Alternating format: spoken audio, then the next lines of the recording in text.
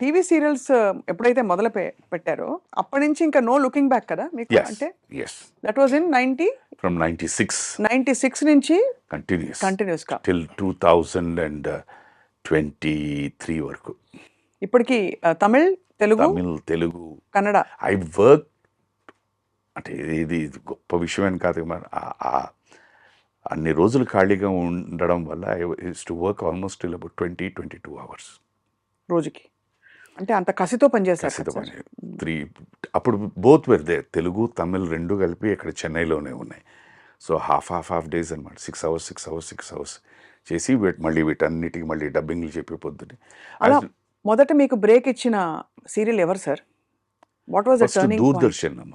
దూరదర్శన్లో వాళ్కే అని చెప్పి ఒక సీరియల్ చేశాను, వాళ్కై ఇళరాజా గారు. దాని తర్వాత అప్పుడు ఆ దీంట్లో ఫస్ట్ వస్తున్న వీక్లీ సీరియల్స్ మర్మదేశం, దాని తర్వాత డైలీ సీరియల్స్ ఇది కథ కాదు, పిన్ని, తర్వాత తమిళ్లో అన్ని, మనకి తెలుగులో వదిన వచ్చి ఇంకా అక్కడి నుంచి స్ప్రీ అందుకుంది. మీ క్యారెక్టర్స్ అన్ని మీకోసం టైలర్ మేడ్ గా వస్తాయంటే they gave me that luckily. అది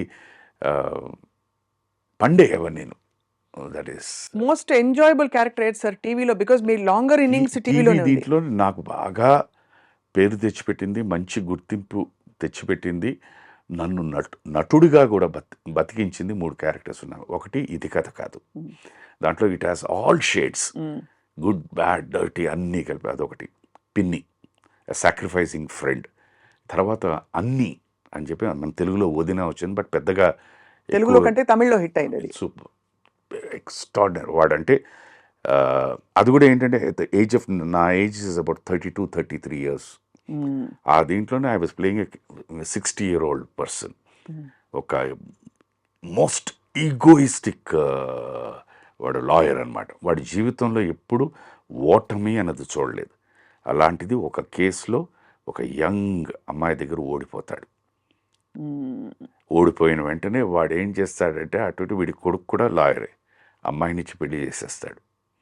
సో పెద్ద పలానా రామనాథన్ కొడుక్కి సోయిన్స్ అని న్యాచురల్లీ అది ఉంటుంది కదా హైప్. దీన్ని అందరూ ఓ వాటర్ఫుల్ అమ్మా, నువ్వు అదృష్టం ఇది తీరా ఇంటికి వచ్చి పెళ్ళై ఇంటికి వచ్చి ఫస్ట్ డే ఈ takes her to the library, his library and says promise me you will never again get in to the court అని.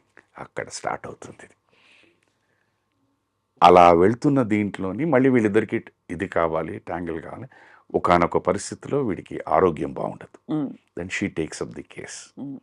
He himself says I don't think మా అబ్బాయి కూడా వీడు చేయలేడేమో, ఇది ట్యాకిల్ చేయలేడు, ఇవి పాయింట్స్ యూ టేక్ అని. సో రోజు ఈవినింగ్ వచ్చి అమ్మాయి ఇంత కూర్చొని ఇతను చెప్పడం, అలా వెళ్తున్న character. It's a wonderful character, wonderful. ఇప్పుడు కూడా మీరు అదే స్పీడ్తో వెళ్తున్నారు కాబట్టి సార్, ఎన్ని రోజులు per month you must be busy at least? లేదు, టెలివిజన్ ఉన్నంత కాలం I was busy all these days. నేను టెలివిజన్ చేసినప్పుడు ఇక్కడ 15 రోజులు, అక్కడ 15 రోజులు చేశాను. సినిమా అన్నది ఏమైపోయిందంటేనమ్మా, అది మార్పుని యాక్సెప్ట్ చేయాలా లేదా తెలియదు నాకు. ఆ రోజుల్లో మళ్ళీ ఏమైనా అని సరే ఆ రోజులు ఈ రోజులు అని మా అబ్బాయి అంటుంటాడు, నాన్న ఆ రోజులు ఈ రోజులు అనద్దు అని. మేము 100-1 ఒక్కరోజు వినేవాళ్ళం. ఇవాళ క్యాన్సిల్ అండి. ఆ క్యాన్సిల్ కూడా ఏంటంటే ఏదో అవుట్డోర్ షూటింగ్ ప్లాన్ చేసి వేరే ఇంకే వర్క్ లేక పరిస్థితుల వల్ల, వర్షం వల్ల దేనో క్యాన్సిల్.